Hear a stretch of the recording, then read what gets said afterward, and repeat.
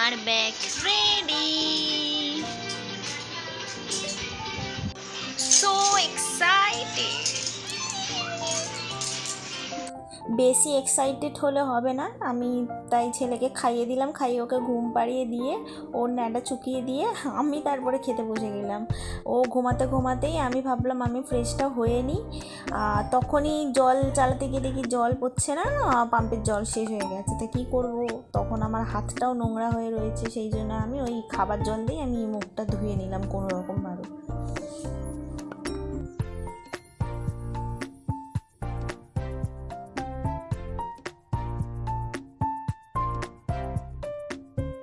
মুখ ধোয়া হয়ে গেছে, এবার ভালো করে ফ্রেশ হয়ে নিই। আমি ফটাফট করে এই ড্রেসগুলো পরে নিলাম। তখনও আমি মাঝে মাঝে ছেলের দিকে লক্ষ্য করে আমি কাজগুলো করছি, কারণ কোথাও যদি একটুকুনিও টুকিটাকি আওয়াজ হয় আমার ছেলে উঠে পড়বে, আর তখন আমার ছেলেকে নিয়েই ব্যস্ত হয়ে পড়তে হবে। তখন আমি রেডিও হতে পারবো না, না আমি ওকে রেডি করাতে পারবো। সেই জন্য এই ফাঁকে আমি তাড়াতাড়ি করে রেডিটাও হয়ে নিলাম।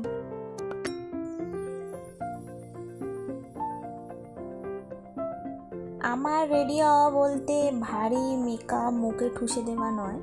আমি মেকআপ খুব একটা বাইরে গেলে করতে পছন্দ করি না। আমি একমাত্র মেকআপ তখনই করি যখন আমার কোনো ডান্সের প্রোগ্রাম থাকে, বা রিলস বানালেও খুব একটা মেকআপ করার প্রয়োজন হয় না, ফিল্টার তো থাকেই। তো বিয়েবাড়ি গেলে তখন করি। এমনি আমি আদার্স যখন কোথাও যাই ওই মুখে জাস্ট ফেস পাউডারটা লাগিয়ে নিই আর লিপস্টিক, ব্যাস এটাই হলো আমার ওভারঅল মেকআপ। এর থেকে বেশি ওভার মেকআপ আমি করি না, কারণ আমাকে সুন্দর লাগে না, তাই আর কোনো কারণ নেই।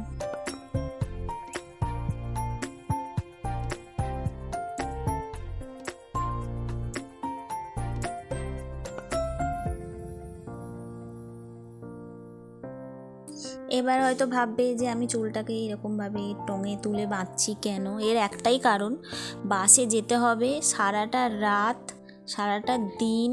চুলের অবস্থা ঠিক কী হবে আমি নিজেও জানি না, ওই রকম উপরে তুলে দেওয়াই থাক। এমনি গরমকাল, সেই জন্য এইভাবেই চুলটা বেঁধে নেওয়াটা ঠিক মনে হলো। তারপরে আমি দেখো ড্রেসের ম্যাচিংয়ে একটা নেল পালিশও পরে নিলাম সুন্দর। আমি তো ক্যামেরাটা ঠিকভাবে রাখতে পারছি না, যার কারণে আমি পুরো দেখাতে পারছি না ভালোভাবে কভার করে। তো ওভারঅল আমার সব সাজ কমপ্লিট। আমার bag, purse, side bag, suitcase সব নেওয়া হয়ে গেছে।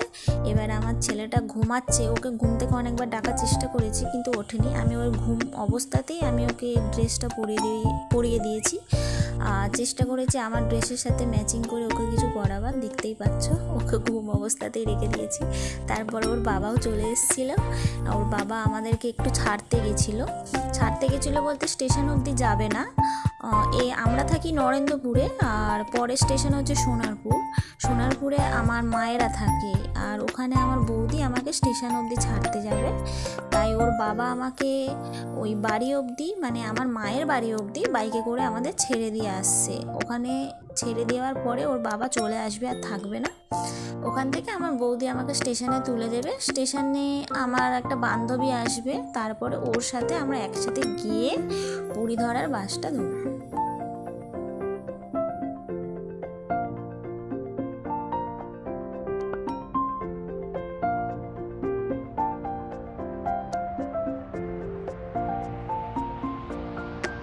এবার আমরা স্টেশনের দিকে যাচ্ছি। আমার বৌদি আমাদের ক্যামেরাম্যান হয়ে গেছে এখন। বেশিরভাগ সময় আমার বৌদিই আমার ক্যামেরাম্যান থাকে। দেখো এটা আমার কুচকি বৌদি। আমরা এখন পুরী যাব, পুরি হয়ে যাবে।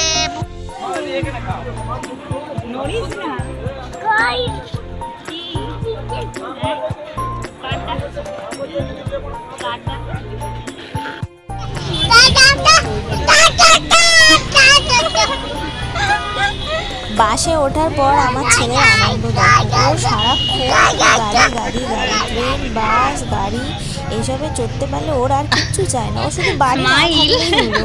দেখতে পাচ্ছ সবাই উঠে গেছে, এখানে যতজন দেখছো সব আমাদের পাড়ার লোক। আমাদের দেখা যাচ্ছে না তোদের। বান্ধবী অনেক কটা সব মিলিয়ে পরিবার আত্মীয় স্বজন পুরো বাসটা বুকিং করে আমরা যাচ্ছি। বাসটা দেখে ছোট মনে হচ্ছে কিন্তু অ্যাকচুয়ালি অনেক বড়, এবং বাসটা যতক্ষণ না ছাড়ছিল এতটা পরিমাণে গরম হচ্ছিল যে আমি আমার ছেলের জামাটা খুলে দিয়েছিলাম। এবং আমাদের খুব ভাগ্য ভালো ছিল যে আমার বান্ধবী আগে থাকতে কাকুকে বলে রেখেছিল যে আমাদের একদম সামনের দিকে সিটটা নিতে। সামনের দিকে সিটটা নিলে সুবিধা হয় কি, সামনে অনেকটা জায়গা থাকে, যার জন্য আমার খুব কমফোর্টেবল হয়। ছেলেকে কোলে বসিয়ে নিয়ে যাওয়া, সারাটা রাত যে কী কষ্ট হয়েছে, ওকে ঘুম পাড়ানো, ঘুমিয়ে ওই কোলে করে নিয়ে যাওয়া, একবার ওকে সিটে বসিয়ে রেখে আমি নিচে বসেছি, ওকে সিটে ঘুম পাড়িয়ে রেখেছি। আর যখন যখন হাওয়া দিচ্ছে না একান্ত, সেই সময়টা আমাকে সারা রাত ধরে ওকে পাকার হাওয়া করে যেতে হয়েছে।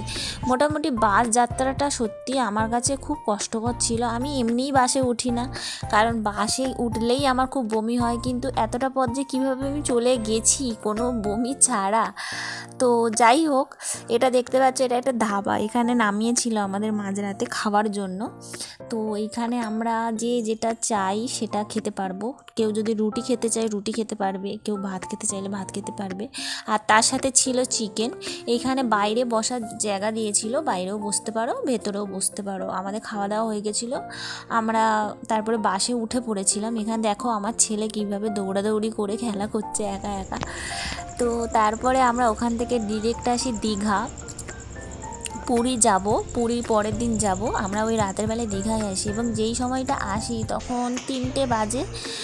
তো তারপরের দিন সকালবেলায় আমরা উঠেই আগে চলে গেছি স্নান করতে।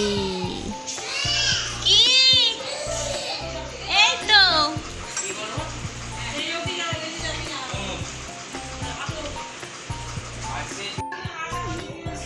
আমরা এখন স্নান করতে যাচ্ছি।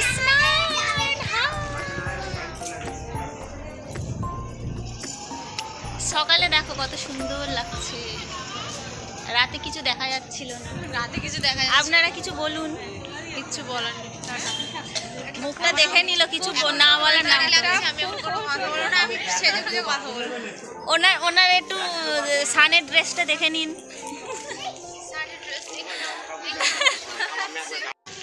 देखो कितना लोग आ रहे हैं, बहुत कम।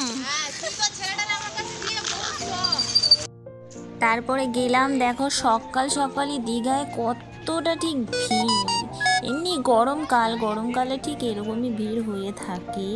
এবং সত্যি কথা বলতে আমি আমার ছেলেকে নিয়ে গিয়ে কী বিপদে পড়েছি, ও কারোর কাছে যায় না, না এদের কাছে না ওদের কাছে, সারা দিন আমার কোলে কোলে কোলে। আমি ঠিকভাবে স্নানও করতে পারিনি, ওই কোনো রকমে কোমর অবধি ভিজে চলে এসেছি। ওরা তো অনেক দূর গেছে, একদম শেষ অবধি গিয়ে ভিজে মস্তি করেছে।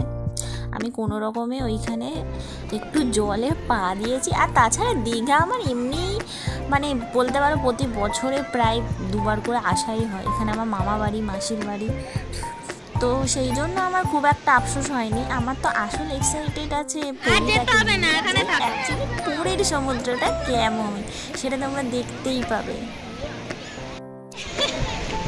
ভালো ভালো, কেমন লাগছে?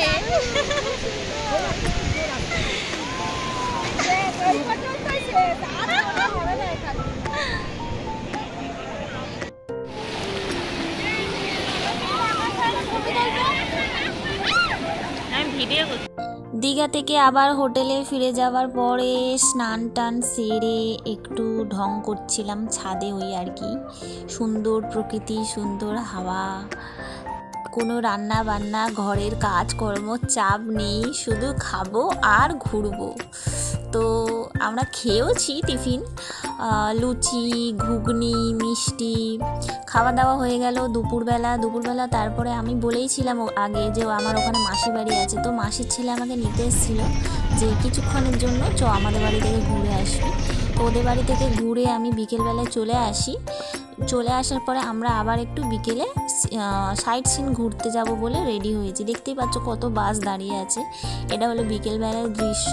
এখানে আমরা অনেক রিলস বানিয়েছি, অনেক ফটো তুলেছি, যেগুলো এখানে দেওয়া সম্ভব হচ্ছে না, তাহলে ভিডিওটা অনেকটা বড় হয়ে যাবে। তো এখানে সব বন্ধুরা মিলে এনজয় করার পরে আমরা রুমে ফেরত চলে যাই। রুমে ফেরত গিয়ে আমরা খেয়ে দিয়ে আমরা আবার বাসে উঠে পড়ি ওখান থেকে পুরীর উদ্দেশ্যে।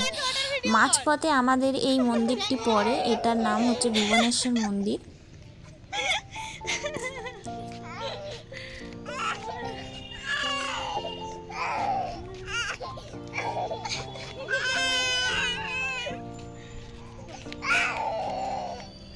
অনেক বড় একটা মন্দিরে গেছিলাম, বিখ্যাত জাগ্রত ভুবনেশ্বর মন্দিরে।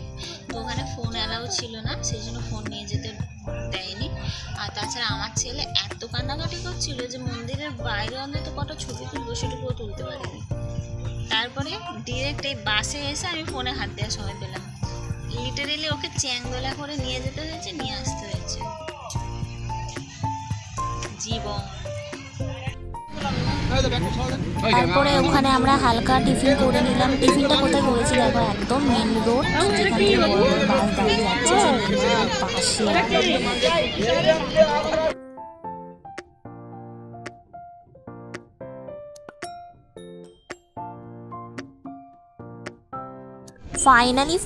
ফাইনালি আমরা পুরীতে, সেই পুরীতে যাওয়ার যে আনন্দ সেটা আমি বলে বোঝাতেই পারবো না।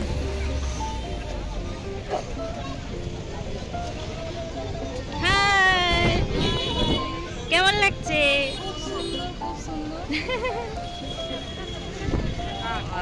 আমি জুম করে করে আমি সমুদ্রটাকে ক্যাপচার করার চেষ্টা করছি। আর ওখানে কটা ছেলে বসেছিল, তারা ভাবছে বলে আমি তাদের ছবি তুলছি, ভাবা যায়। তারপরে আমরা রুমে চলে এলাম। রুমে এখানে এসে কতক্ষণ অপেক্ষা করতে হয়েছে আমাদেরকে, যে এত মানুষ কে কোন রুমে যাবে, এই করো সেই করো। তারপরে তাড়াতাড়ি রুমে গিয়ে ফাটাফাট খেয়ে দিয়ে আমরা চলে আসি পুরীর সমুদ্রে।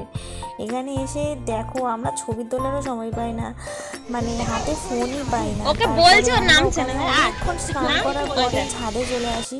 এখানে ছাদ থেকে এমন একটা হোটেলে আমরা এসে উঠেছি, ছাদ থেকে পুরো ভিউটা দেখো সমুদ্রের, মানে জাস্ট অপূর্ব। আমরা হাওয়া খাচ্ছি আর পাশেই খাবারের রুম, আমরা সেখানে খাচ্ছি, মানে খাচ্ছি ভাত, খাচ্ছি হাওয়া। তো আমাদের হোটেলের ঠিক নিচটাতে একটা শ্মশানও আছে। একটু নাচ দেখা, একটু নাচ দেখা না, গুনেছি আমরা সারাদিনে ভগবান দেখা না, একটু নাচ।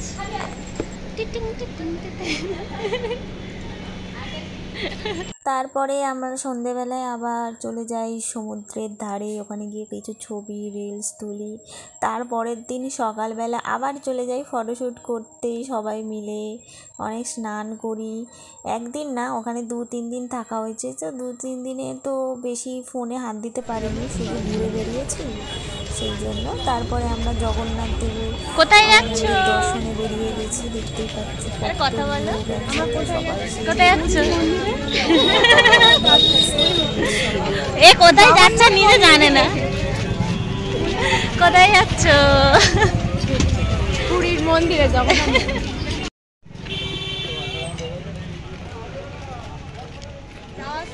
সব সময় শুধু আমি ফোনেই দেখে এসেছি, টিভিতেই দেখে এসেছি। আজ প্রথমবার মানে নিজের চোখে দেখলাম ঠিক কতটা সুন্দর। ভেতরে তো ফোনটা অ্যালাউ নেই, সেই জন্য ভেতরে আমি দেখাতেও পারবো না যে ভেতরটা ঠিক অ্যাকচুয়ালি আসল মন্দিরটা কতটা সুন্দর। এখন তো দেখাতেও তৈরি হয়ে গেছে, কিন্তু আসল মন্দিরটা আপনারা যদি যান দেখতে পাবেন ঠিক কতটা বড় এরিয়া জুড়ে মন্দিরটা ঠিক তৈরি হয়েছে। এবং ভেতরের সৌন্দর্যগুলো মানে চোখে লেগে থাকার মতো, ফোনে ক্যাপচার না হোক চোখে আমাদের ঠিক ক্যাপচার হয়ে গেছে। আর বাইরে জুতো খোলা, মোবাইল রাখা, এসব করতে করতে হাফ টাইম বেরিয়ে গেছে। তারপরে ভিড় তো ভিড়, ওখানে জুতো মোবাইল রেখে আমরা খুব ভালো মতো অনেকটা টাইম নিয়ে ঘুরেছি। তখন আমার ছেলে তো অবস্থা খারাপ করে দিয়েছে। আমার ছেলে এত কেঁদেছে, গোটা মন্দির জামা প্যান্ট খুলে হাগিস পরে ওকে চ্যাংদোলা করে ঘোরাতে হয়েছে। তারপরে আমরা তারপরের দিন বেরিয়ে যাব, সেই জন্য লাস্ট আগের দিনকে আমরা সাইট সিন, ওখানে 10টা-12টা সাইট সিন আছে, সাইট সিন ঘুরতে গেছি। কিন্তু আমার ছেলে সারাক্ষণ কোলে উঠে থাকতো, তো আমার হাত ব্যথা করতো, সেই জন্য বেশি ভিডিও ফটো আমি তুলতে পারিনি। মানে সত্যি কথা বলতে একা যাওয়াটা সত্যি খুব কষ্টকর ছেলেকে নিয়ে। তো কোনো রকমে আমাদের ঘোরাঘুরি হয়ে গেল। ওখান থেকে ঘুরে আসার পরে আমরা পরের দিনকেই সকালবেলা ব্রেকফাস্ট খেয়ে আমরা রওনা দিয়ে দিয়েছিলাম। কিন্তু সত্যি কথা বলতে লাইফে ফার্স্ট টাইম গেলাম, তাও আবার একা একা ছেলেকে নিয়ে। তো এই এক্সাইটমেন্টটা আমি কাউকে বলে বোঝাতে পারবো না। সবাই তো মানে ভাবছে যে কিভাবে আমি একা একা ছেলেকে নিয়ে গেছি। সত্যি একা ছেলেকে নিয়ে যাওয়ার অনেক কষ্ট। কারোর করে প্রথমত যেতে চায় না, তারপরে না ঠিকভাবে খেতে দেয়, না শুতে দেয়, হোটেলে সবার সাথে থাকা হ্যানা ত্যানা। তারপরে আমরা চলে গেলাম বাসে। বাস থেকে আসার পথেও আমরা সাইডে অনেক সুন্দর সুন্দর দেখার জিনিস অনেক হনুমান, এবং এই হনুমানগুলোকে মানে খাবার দেওয়ার জন্য পাশে সবাই খাবারও বিক্রি করছে, যে আমরা টাকা দিয়ে কিনে ওদেরকে খাবার দিতে পারি। তাদেরকে কাঁধে তুলে মাথায় তুলে ফটোশুটও করছে এবং তারও টাকা নিচ্ছে। আমার ছেলে খুব সাহস, সেই হনুমানের লেজ ধরে ও তাড়াতাড়ি নিচ্ছে, কিন্তু খুব বাঘা বলে যে হনুমানগুলো কিছু বলেনি।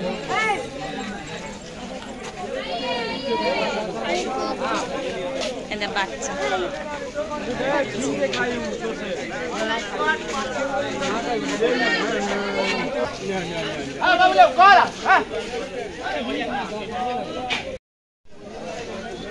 ওপরের ওই মন্দিরটা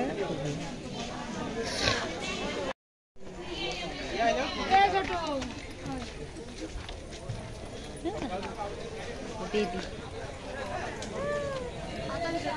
সবার ঘুরে চলে আসে, দেরি করলে কেন?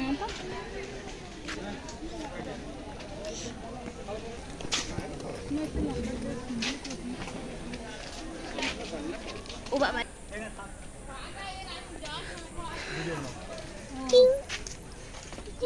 ভালো বলতো রে, বাচ্চাটাকে নিয়ে ওই সাইড দিয়ে এসো, এই সাইড দিয়ে দোকান সিঁড়ি নেই। দেখেছিস